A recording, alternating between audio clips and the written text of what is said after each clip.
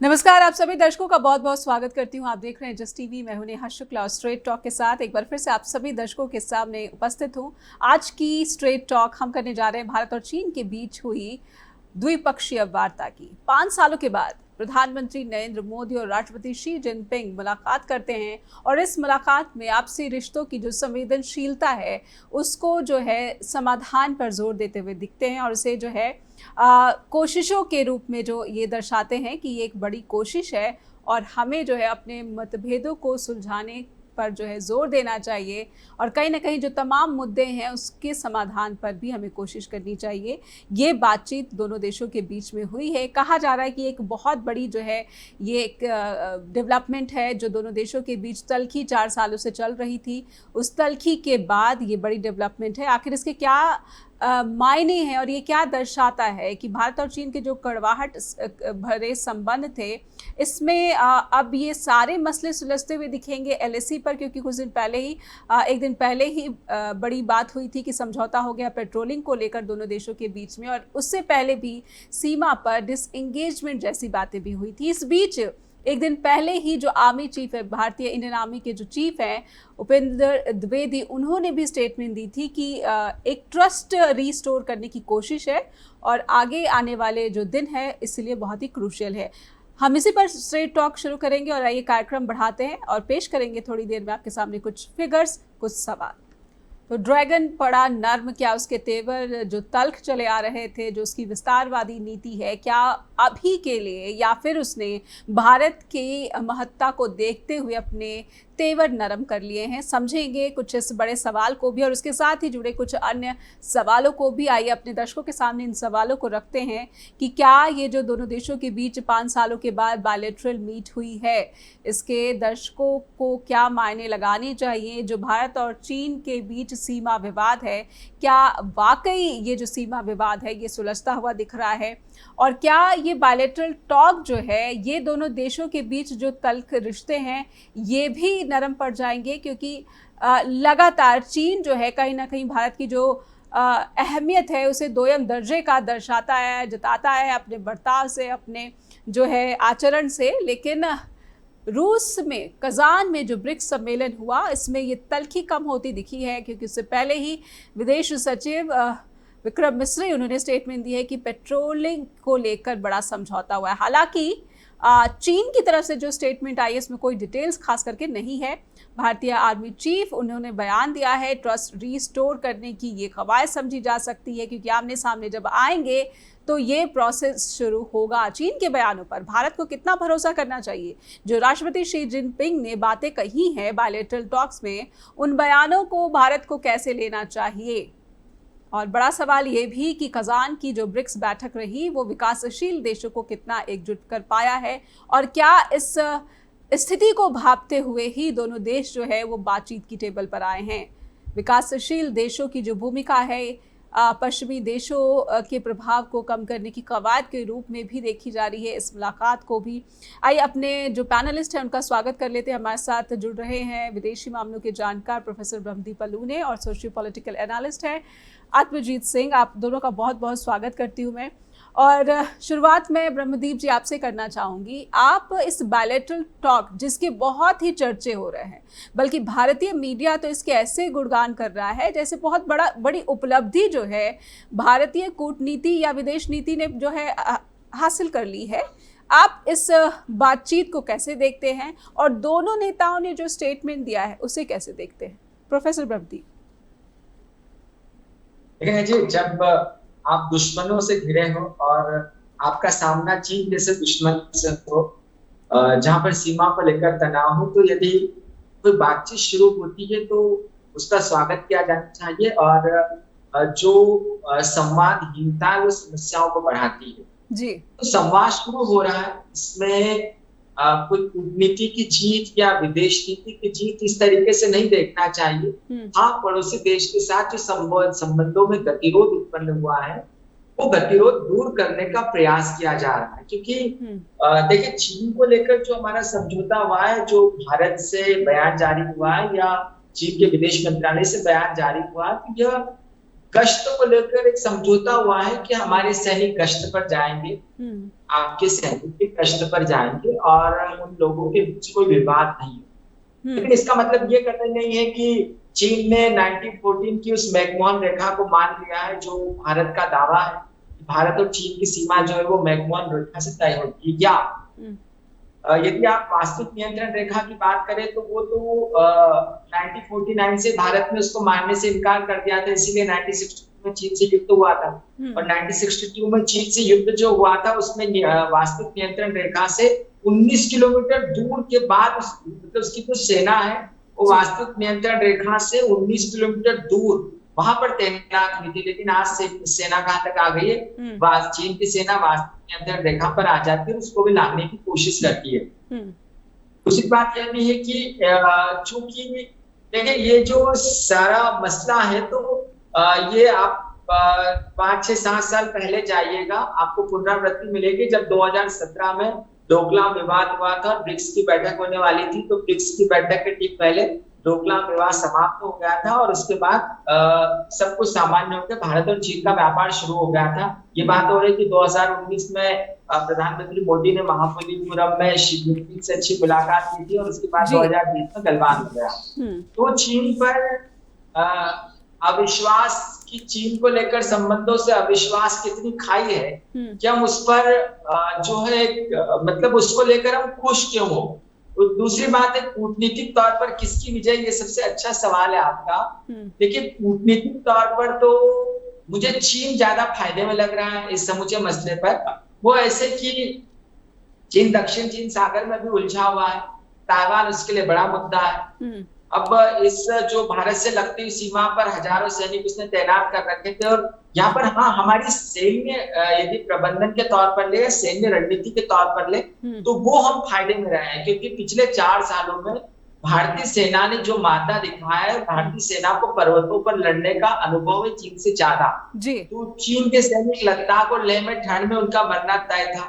और देखिए इन सब के बीच कोई इस विवाद का हल तो था नहीं, क्योंकि चीन की जो रणनीति रही है वो दीर्घकालीन स्तर तक विवादों को बनाए रखिए, आप सीमा विवादों को खासकर, और दुश्मन पर दबाव बनाए रखे। चीन इस पर काम करता है तो चीन का बहुत ज्यादा नुकसान हो रहा था। अब भारतीय सीमा पर यदि गश्ती को लेकर समझौता हो गया तो इसका मतलब ये नहीं है कि चीन ने मैकमोहन रेखा को मान लिया है। कुछ समय के लिए स्थिति शांत हुई थी, इस समय का उपयोग चीन ताइवान में करेगा और इस समय का उपयोग चीन दक्षिण चीन सागर में करेगा। भविष्य में वो क्वाड को लेकर भारत पर दबाव भी बना पाएगा। लेकिन इस समूचे मसले पर यदि आप टाइमिंग की बात करें तो मुझे लगता है कि फायदे में पुतिन रहे हैं, क्योंकि पुतिन ने तकरीबन 32 देशों के राष्ट्राध्यक्षों को इकट्ठा कर लिया है रूस में और अब दुनिया को संदेश दे दिया है कि आने वाले मतलब जो पुतिन है वो ऐसा नहीं है कि विश्व में वो स्वीकार्य नहीं है।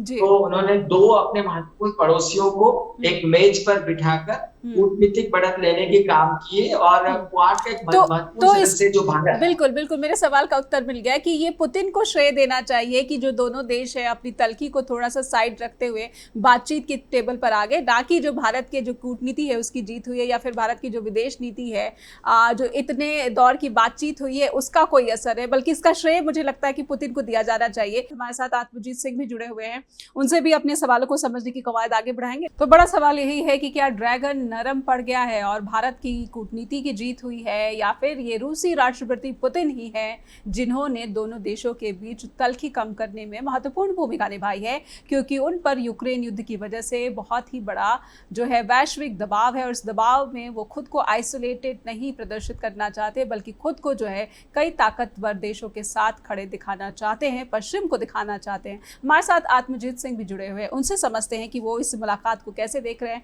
आत्मजीत जी, आप इस मुलाकात को कैसे देख रहे हैं?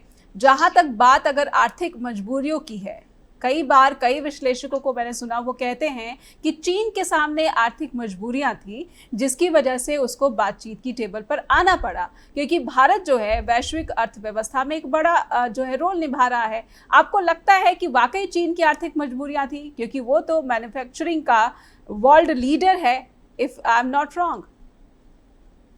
देखिए, ये जो ब्रिक्स सम्मेलन हुआ है इसका डिक्लेरेशन भी आ चुका है, तो ये ब्रिक्स सम्मेलन समाप्त हो गया है। इसमें सब दर्शक जानते हैं, इसमें ब्राजील है, रशिया है, इंडिया है, चाइना है, साउथ अफ्रीका है, उसके बाद मिस्र और आपका ईरान और 2 और कंट्रीज हैं, उनको भी इंक्लूड किया मुझे गया है। लगता है इथोपिया भी है, यूएई, इथोपिया है, यूएई है और आपका मिस्र है जी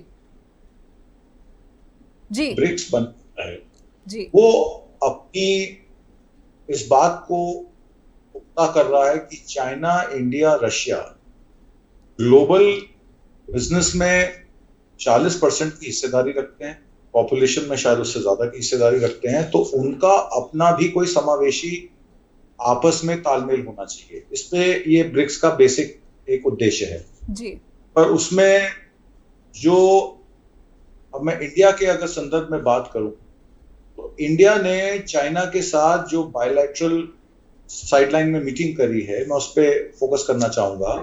उसमें उन्होंने 1959 की एलओसी की कोई बात नहीं की। जो लाइन ऑफ एक्चुअल कंट्रोल है, जो कि अब 2019 के संक्रमण के लॉकडाउन के बाद जब आपने देखा कि भारत की सीमा पर 3000 से 4000 किलोमीटर तक घुस आए, आंध्रा अपना अरुणाचल में उनके गांव बन गए, लेह में देप्सांग वैली में पैंगोंग लेक पे उन्होंने पेट्रोलिंग पॉइंट फिंगर 8 से आपको फिंगर 4 पे ला दिया, देप्सांग में आपकी जमीन पे कब्जा कर लिया, और बेल्ट रोड ट्रांसपोर्ट के अंतर्गत गवादर पोर्ट से लेकर और आपके ही पाकिस्तान ऑक्यूपाइड कश्मीर, जिसमें अमित शाह कहते हैं कि ये हमारे देश का अभिन्न अंग है, बलूचिस्तान से लेकर तिब्बत तक वो आपने रोड ट्रांसपोर्ट बना लिया ताकि आपको गवादर पोर्ट की एक्सेस मिल जाए जी।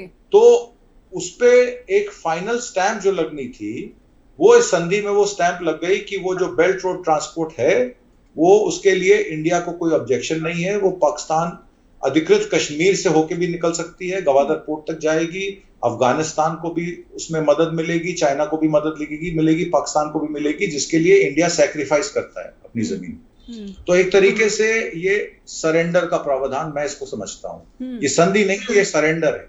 और पाकिस्तान को लाल आंख दिखाने वाले लोग आज खुद जिम्मेदार हैं, क्योंकि उनको पाकिस्तान ने लाल आंख दिखा दी है। पहली बात तो मैं इस पे करूंगा जी। दूसरी बात मैं आपको ये बताऊंगा कि हमने जब रशिया यूक्रेन वॉर शुरू हुई थी तो वेस्ट ने प्रतिबंध लगा दिए थे रशिया को एक्सपोर्ट करने पे, क्रूड ऑयल पे जी। अब रशिया की जो इकोनॉमी है वो क्रूड ऑयल और एग्रीकल्चरल आउटपुट पे चलती है। यूक्रेन की इकोनॉमी तो सारी की सारी जो है एग्रीकल्चरल, क्योंकि वीट बॉल है वर्ल्ड का, सारा वीट जो है वहां से इजिप्ट के रास्ते पूरे यूरोप में जाता है, ईस्टर्न यूरोप, वेस्टर्न यूरोप में जाता है।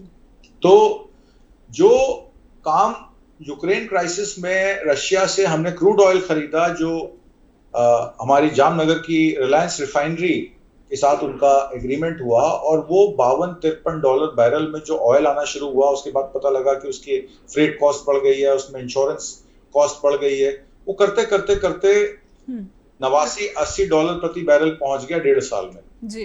और भारत ने पहले ये कहा कि हम अब रुपए में क्रूड ऑयल खरीदेंगे, लोकल करेंसी में खरीदेंगे, हमें ओपेक कंट्रीज के पास डॉलर लेके नहीं जाना पड़ेगा, तो हमारे फॉरेन एक्सचेंज की सेविंग होगी। हालांकि वो बात भी झूठ निकली, क्योंकि रशियन ऑयल कंपनीज ने कहा कि देखिए हम रुपया लेके इसको अपने बैंक में रखेंगे तो हमारे लिए तो कोई फायदेमंद नहीं है, रत्ती का टोकरा है, हमें तो युआन में पैसा दीजिए जी। तो with in 3 months of crude oil purchase हमें युआन में परचेज करना पड़ा, और युआन में परचेज करके वो ऑयल रशिया से क्रूड ऑयल खरीदना पड़ा। तो हम अपनी करेंसी में नहीं खरीद रहे थे, चाइनीज करेंसी में खरीद रहे थे। पहले तो ये बात क्लियर कर देते हैं। तीसरी बात, इस डिक्लेरेशन में इजराइल ने जो अटैक किया लेबनान, जो वहां पे यूएन के पीस कीपिंग फोर्स वाले जो लोग थे जिनके पेजर भी फटे, और वहां पे लेबनान में 17 सितंबर को जो अटैक हुआ जी। उस पे यूएन के लोग आहत हुए, उस पे इस सम्मेलन में भरसक उनकी जो है आलोचना की गई है, और इजराइल को कहा गया कि आप पैलेस्टीन से बाहर निकलिए। और पैलेस्टीन को यूएन का मेंबर बनाने के लिए ब्रिक्स ने एक डिक्लेरेशन भी दिया है कि हम पैलेस्टीन को यूएन का मेंबर बनाने के लिए पूरा उसका वो करते हैं जी। अब आप बताइए, हमारी लुक ईस्ट पॉलिसी में श्रीलंका को हम एज अ पार्टनर खो चुके हैं। नेपाल के साथ हमारी ट्रेडिंग जो है वो कम हो गई, क्योंकि नेपाल में भी चाइना का इन्वेस्टमेंट आ गया है। जब नेपाल ने हमसे हेल्प मांगी, हमने उनको हेल्प नहीं की। मालदीव, मॉरिशस में भी, मालदीव में सरकार बदल चुकी है, वहां से भी हमारे लिंक टूट गए हैं। पाकिस्तान जिसके साथ हमने सर्जिकल स्ट्राइक की और पुलवामा के कांड के बाद आपने देखा किस तरीके से 2019 का इलेक्शन हुआ जी। आज उसी पाकिस्तान को ब्रिक्स में शामिल करने के लिए इंडिया के द्वारा एनओसी ली गई, रशिया द्वारा आर्म ट्विस्ट करके चाइना के इशारे पर, क्योंकि चाइना चाहता है कि पाकिस्तान ब्रिक्स में शामिल हो जाए और ग्रेन एक्सचेंज में पाकिस्तान और अफगानिस्तान से चाइना का अपना आयात निर्यात एग्रीकल्चरल फर्टिलाइजर्स और इनपुट्स का शुरू हो जाए जी।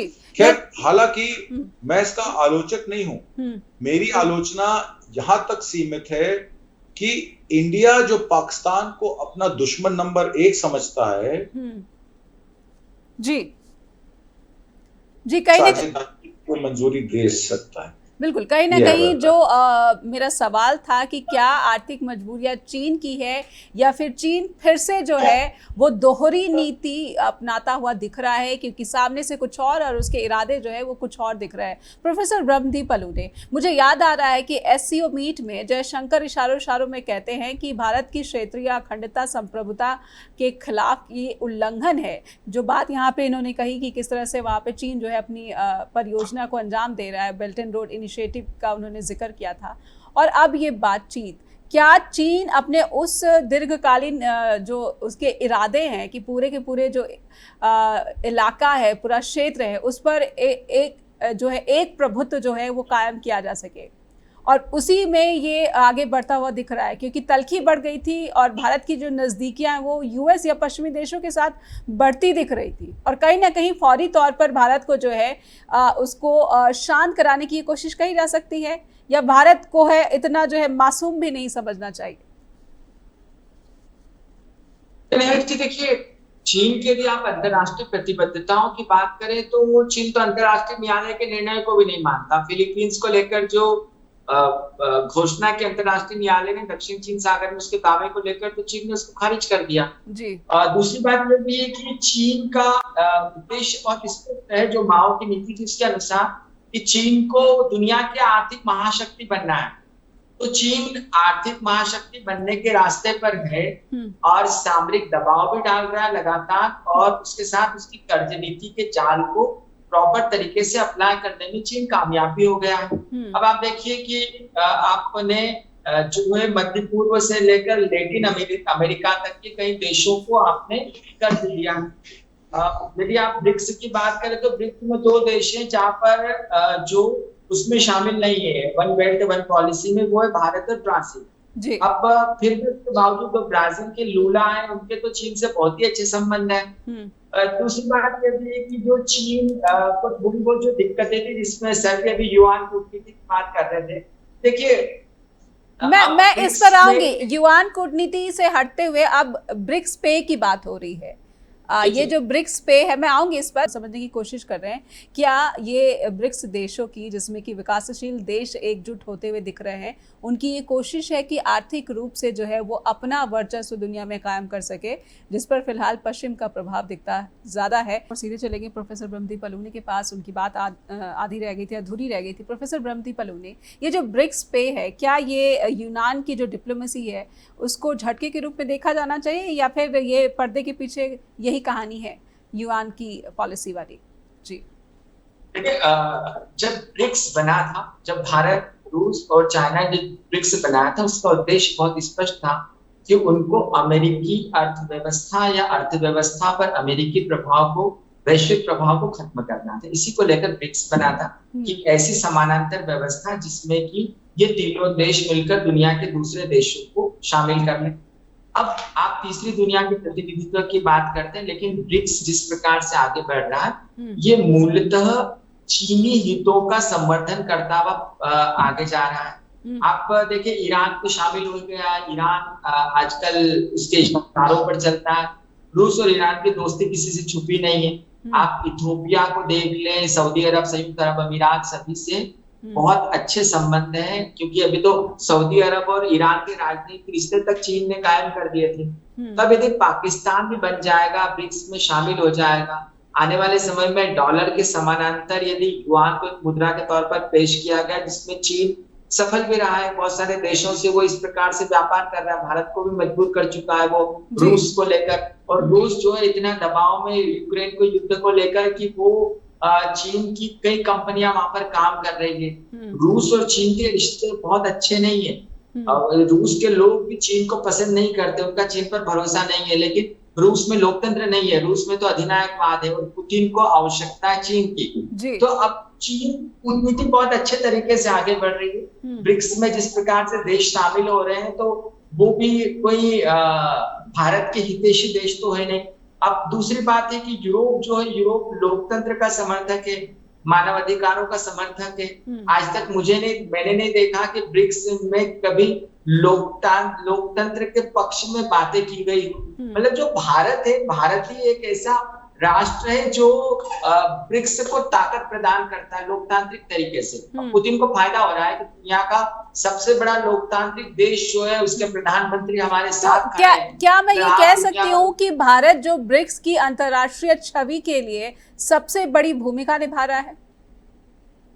बिल्कुल लया जी, बिल्कुल सही कहा आपने। भारत ब्रिक्स की छवि के लिए, भारत ब्रिक्स के लिए एक कहना चाहिए एक ऐसा चिन्ह है, प्रतीक चिन्ह बन गया है कि हाँ, लोकतंत्र जो है, मतलब भारत का उपयोग न केवल ब्रिक्स लेकिन शंघाई कोऑपरेशन से लेकर कई जगह पर बहुत बढ़िया तरीके से होता है कि दुनिया के सबसे बड़े लोकतांत्रिक देश के प्रधानमंत्री हमारे साथ खड़े हैं। उसके सिवाय तो, लेकिन अब देखिए भारत की भी कुछ मजबूरियां हैं जो वैश्विक स्तर पर भारत को प्रभावित कर रही है। अब आप अमेरिका और रूस में भी तुलना करेंगे तो अमेरिका कभी भी कनाडा का साथ खड़ा हो जाता है। अमेरिका, ट्रंप भारत के दोस्त कहे जाते हैं, लेकिन ट्रंप को भारत की आलोचना करने से गुरेज नहीं है। कमला हैरिस मानवाधिकारों पर सवाल उठा देती है कभी भी। तब ऐसे में भारत जाए तो कहाँ जाए? ऐसे में संकट के दोस्त के तौर पे रूस बेहतर है यदि दोनों की तुलना करें तो। भारत की भी ये जो चीन और भारत का जो समझौता हुआ है, तो यह कोई वास्तविक समझौता नहीं है, ये मजबूरी का समझौता है। भौगोलिक मजबूरियां, जियोपॉलिटिक्स की मजबूरियां कह सकते हैं कि ये जियोपॉलिटिक्स की मजबूरियां हैं जो कि भारत की जो महत्वपूर्ण भूमिका है उसको जो है एक्सेप्ट करने में जो है निभा रही है। इनके राष्ट्रपति के सामने ये मजबूरी है कि आप भारत को इग्नोर नहीं कर सकते, अगर आप समझ रहे तो। एक बात मैं आत्मजीत सर आपसे समझना चाहूंगी, भारतीय प्रधानमंत्री नरेंद्र मोदी बार बार अंतर्राष्ट्रीय मंच से कहते हैं कि भारत युद्ध का समर्थन नहीं करता, भारत बातचीत और कूटनीति का समर्थन करता है। यही बात LAC के 4 साल के तनातनी और विवाद के बावजूद बातचीत की टेबल पर लाए गए प्रधानमंत्री नरेंद्र मोदी और शी जिनपिंग, और यूक्रेन युद्ध के बारे में फिर से उन्होंने कहा कि भारत युद्ध का समर्थन नहीं करता, शांति और बातचीत जो है ये एक रास्ता, माध्यम ही यही होना चाहिए। तो क्या भारत अपनी जो अंतर्राष्ट्रीय छवि है वो लोकतांत्रिक देश के रूप में और युद्ध विरोधी देश के रूप में स्थापित कर रहा है? कर पाया और कितना कर पाया है? देखिए, जो बात रणदीप जी ने कही कि भारत को ब्रिक्स से क्या फायदा हो रहा है इसका अनुमान तो लगाना मुश्किल है, पर ब्रिक्स को भारत से बहुत फायदा हो रहा है जी, क्योंकि एक लोकतांत्रिक व्यवस्था को अपने साथ रखकर रशिया और चाइना एक क्रेडिबिलिटी गेन कर रहे हैं। और चाइना रशिया के थ्रू, क्योंकि रशिया पे डिपेंडेंट है हम टेक्नोलॉजी ट्रांसफर के लिए। जब भी कोई, आप देखिए स्टील मैन्युफैक्चरिंग से लेके जो इनिशियली हमारे जो HAL था, हिंदुस्तान एरोनॉटिक्स था, या हमारे जो मिसाइल्स बनते थे वो सब रशियन टेक्नोलॉजी। अमेरिका ने तो हमें कभी टेक्नोलॉजी दी नहीं नेहरू के समय से, तो रशियन टेक्नोलॉजी के ऊपर ही हमारी सारी इंडस्ट्रियलाइजेशन बेस्ड है। और चाइना ने जिस तरीके से पाकिस्तान, श्रीलंका, नेपाल, मालदीव्स सबको साथ मिलाकर एक तरीके से जो अमेरिका चाहता था कि इंडिया में उसका एक बेस बन जाए ताकि वो चाइना को टक्कर देने में सक्षम हो जाए, वो शायद फॉर्मूला अमेरिका का अब बैक बर्नर पर दिख रहा है। और दूसरी बात मैं ये कहूंगा कि आप फॉरेन सेक्रेटरी विक्रम मिस्री ने ये भी खुलासा किया कि 2019 में अजीत डोवाल साहब की चाइनीज काउंटर पार्ट अपने वांग यी के साथ दिसंबर 2019 में मीटिंग हुई थी। तो इस दिसंबर 2019 की मीटिंग के बाद फिर 2020 में जब मार्च के बाद, जब ये दिसंबर 2019 की मीटिंग के बाद फिर ये LAC का मामला सुलझा क्यों नहीं जी? ये LAC पर अब हमने जो हमारा सरेंडर है वो अब 2024 आ गया, मान लीजिए 4 साल लग गए हमें चाइना को मनाने में। चाइना ने अपनी मनमानी की और पाकिस्तान को ब्रिक्स में शामिल करने की उसकी कवायद, और अपने साथी देशों को, मुल्कों को मिलकर और रशिया के साथ कंधे से कंधा मिलाकर यहाँ की उसने ग्लोबल लीडरशिप ले ली है।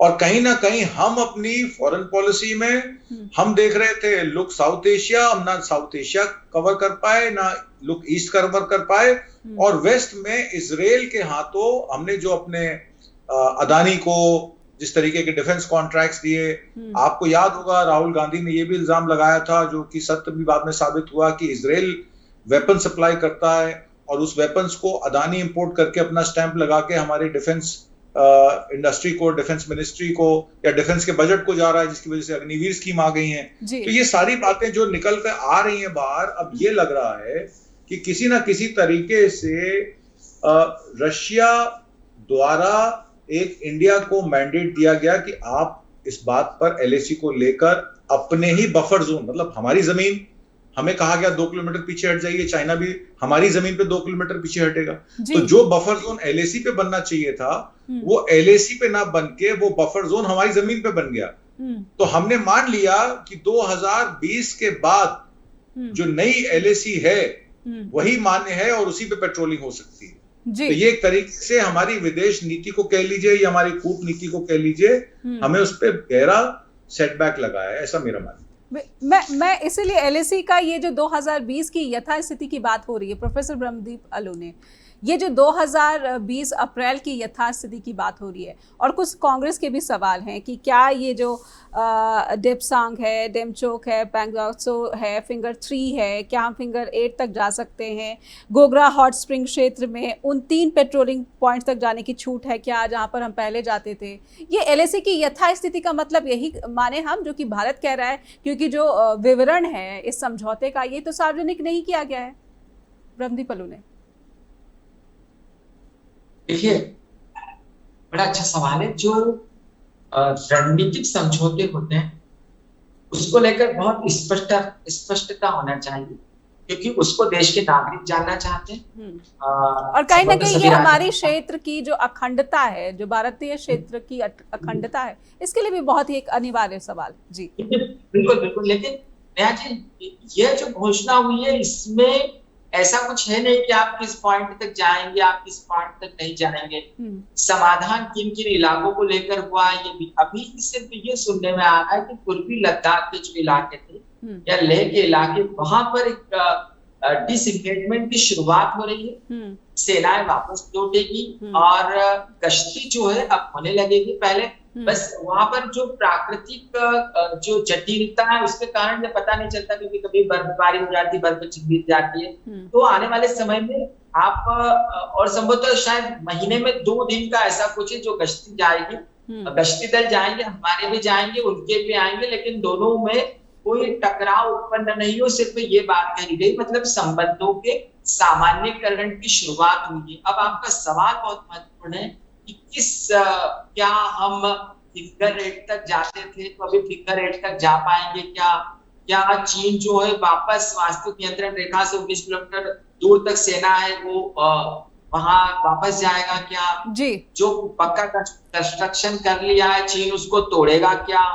फिर वो दूसरा सवाल ये भी उठ जाता है कि अक्साई चीन से लेकर जो भारत का 38,000 वर्ग किलोमीटर का इलाका है जहां से कराकोरम दर्रा से पाकिस्तान सड़क जाती है, उसका क्या होगा? तो देखिए नेहा जी, चीन को लेकर चीन और भारत के संबंधों में बहुत जटिलताएं हैं, और हमको यदि सीमा विवाद हल करना है तो हमको बहुत स्पष्टता का पालन करते हुए इसका हल करना पड़ेगा। इस मामले में मुझे इसीलिए जो भारतीय पक्ष है उसको कम से कम स्पष्ट, छोटी सी बात और कहूंगा जी, छोटी सी बात और मैं कहूंगा, इस मामले में मुझे फिलीपींस बहुत अच्छा लग रहा है।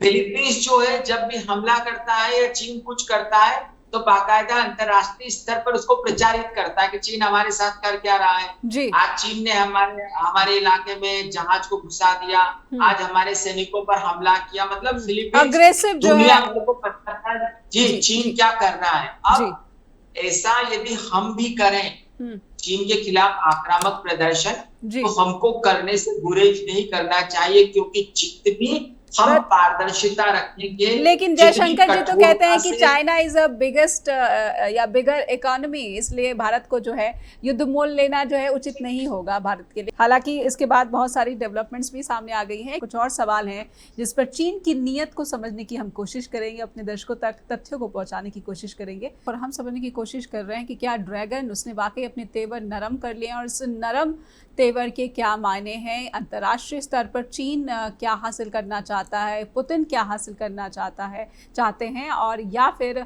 ब्रिक्स देश हैं वो क्या हासिल कर रहे हैं, यही समझने की कोशिश हम आगे बढ़ाते हैं। आत्मजीत सर, आपने बात सुनी प्रोफेसर ब्रह्मदीप अलूनी की कि बहुत सारी जटिलताएं हैं दोनों देशों के संबंधों में। इन जटिलताओं को भी अगर अलग रख दें तो बात यही एक दूसरे का सम्मान, जिस पर जोर दिया है भारतीय प्रधानमंत्री नरेंद्र मोदी ने भी और शी जिनपिंग के, अगर मैं एक मूल निकालूं तो ये बात है कि आपसी सम्मान बहुत अनिवार्य है। ये आपसी सम्मान क्या दिखा है इस बायलैटरल टॉक में शी जिनपिंग की तरफ से, अगर आपने जो वीडियो है बार बार देखी हो? देखिए, मैं जो बॉडी लैंग्वेज है उस पर ना बात करके मैं इस बात पे बात करना चाहूंगा कि भारत को हासिल क्या हुआ। डी एस्केलेशन हुई, ये कहा गया कि 2019 से पहले 1959 का जो एलएसी एग्रीमेंट है उसको हम ऑनर कर रहे हैं। क्या वो ऑनर हुआ? नहीं हुआ। क्या चाइना ने ये कहा? अब आप देखिए, विंटर्स जब भी आती हैं, ये विंटर्स का टाइम है, आपके जवान जो हैं वो 15,000 फुट से ऊपर सी लेवल से ऊपर बैठे हैं, 30-35 हजार। अब आप बताइए, 15,000 फुट पे बैठा जो आदमी है ऑलरेडी उसमें जो है, जब विंटर्स आती हैं तो विड्रॉ होती हैं फोर्सेस, चाइना की फोर्सेस जो हैं वो अपने पीछे चली जाती हैं, इंडिया की फोर्सेस भी जो हैं वो अक्सर चीन से वाले से पीछे आ जाती हैं। तो ये तो रूटीन अफेयर है, इसमें कोई डीएस्केलेशन तो हुआ नहीं। और ये संधि जो कराई गई है क्योंकि रशिया पे इल्जाम था कि उसने यूक्रेन पे वॉर शुरू की, उसने यूक्रेन के शहरों पर, हॉस्पिटल्स पर, नागरिकों पर इस तरीके से बमबारी की। तो अपने पाप धोने के लिए वो कभी सूडान की बात करता है, कभी पैलेस्टाइन की बात करता है। वो कितना सीरियस है, जैसे कि रणदीप जी ने पहले कहा कि ये कोई लोकतांत्रिक व्यवस्था तो है नहीं, अधिनायकवाद है। तो अधिनायकवाद में खुद के अपने गिरबान में झांकना पहले चाहिए, इससे पहले कि दूसरे पे बात की जाए। तो इसमें सम्मान जो है, इसमें फिर आपसी सम्मान जो है ये अपने आप दरकिनार हो जाता है। देखिए, ये जिसको कहते हैं ना कि फ्रेंडशिप ऑफ इक्वल्स, इसको आप अगर कहेंगे तो मैं नहीं मानूंगा कि रशिया और चाइना और इंडिया जो है ये फ्रेंडशिप ऑफ इक्वल्स नहीं है। इंडिया एक तरीके से रशिया पे डिपेंडेंट है क्रूड के लिए और बाकी व्यवस्थाओं के लिए, और एक तरफ चाइना का अटैक इंडिया पे हुआ। इंडिया ने कोई आक्रामक रुख नहीं लिया चाइना की तरफ, कोई लाल आंख नहीं दिखाई। एक तरफ एक कहते हैं ना कि एक बड़ा भाई जो है वो गर्मी दिखाता है तो छोटा भाई नरमी दिखाता है। यहाँ गरम नरम का काम चल रहा है और भारत इस व्यवस्था में कहीं ना कहीं एडवांटेज नहीं ले पा रहा है, एडवांटेज नहीं गेन कर पा रहा है। मेरा कहना यह है कि हमारी जो चाणक्य नीति है या कूटनीति है या फॉरेन पॉलिसी है वो कहीं ना कहीं फेल होती नजर आ रही है।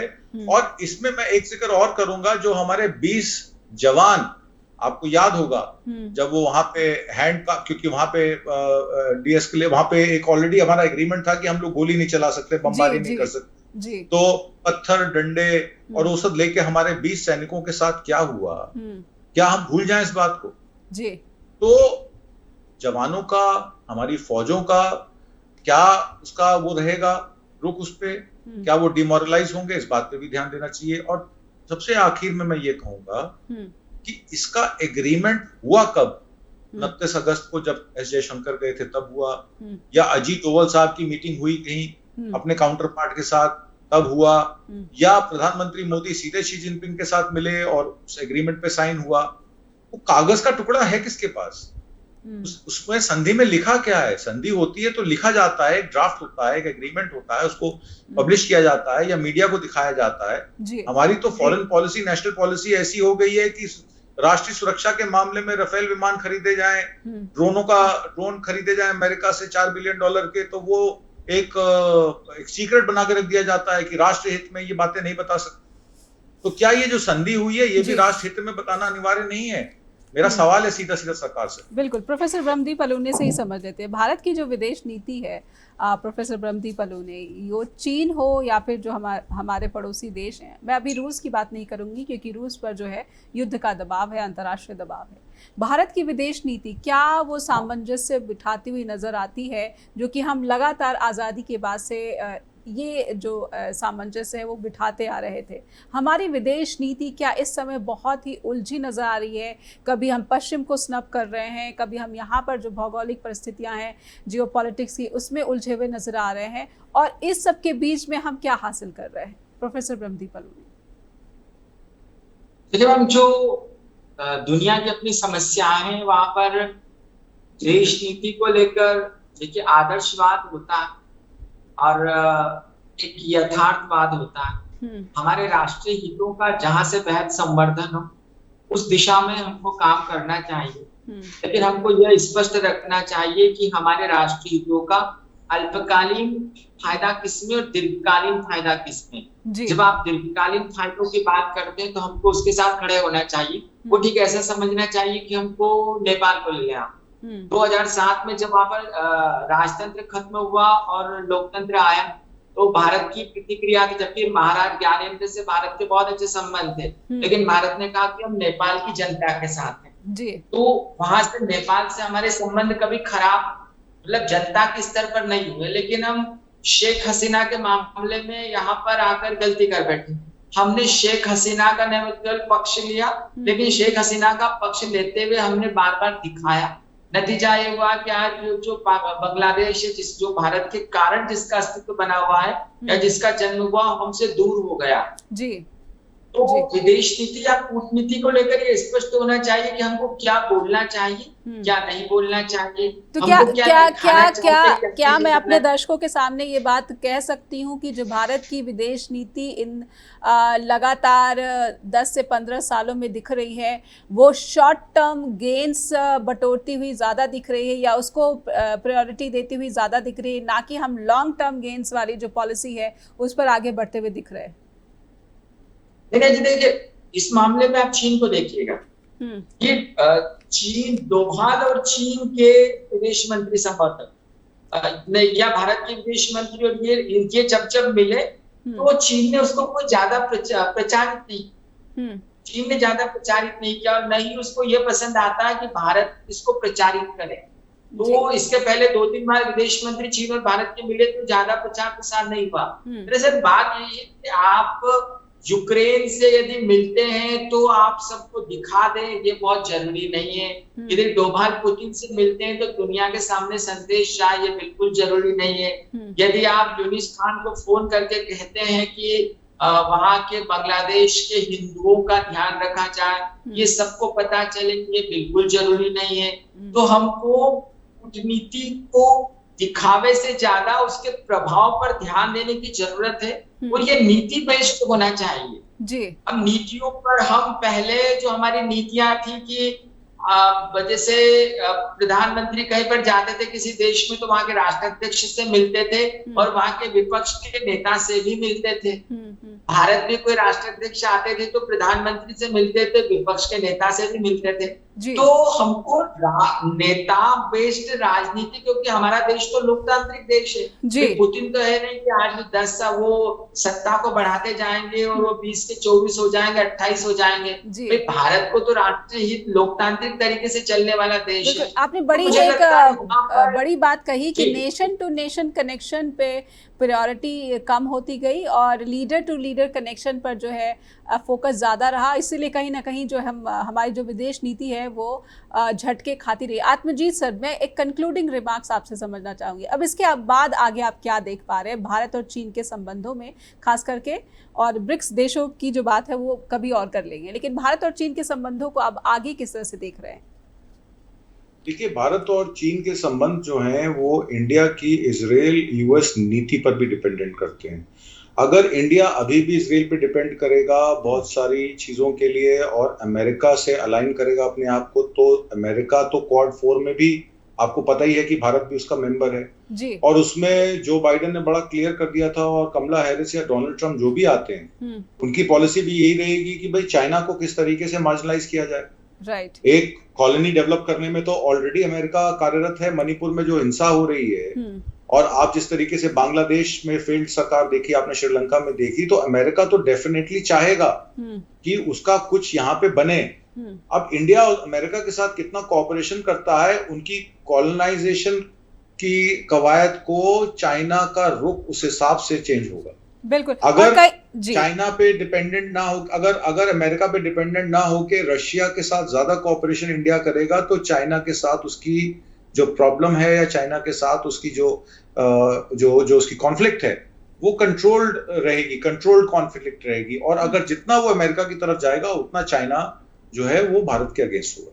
बहुत बहुत धन्यवाद करना चाहूँगी कि आपने समय निकाला। प्रोफेसर ब्रह्मदीप पल्लू ने, आपका भी आभार। प्रोफेसर आत्मजीत सर, आपका भी बहुत बहुत आभार व्यक्त करना चाहूँगी। दर्शकों से अनुरोध करना चाहूँगी कि स्ट्रेट टॉक से जुड़े रहने के लिए और आपका स्नेह हमें ईमेल के रूप में भेजते रहने के लिए बहुत बहुत आभार। लेकिन फिर से निवेदन है कि फीडबैक भेजिए info@justbroadcasting.com या फिर neha@justbroadcasting.com पर भी जुड़े रहिए जस्ट टीवी के साथ। नमस्कार।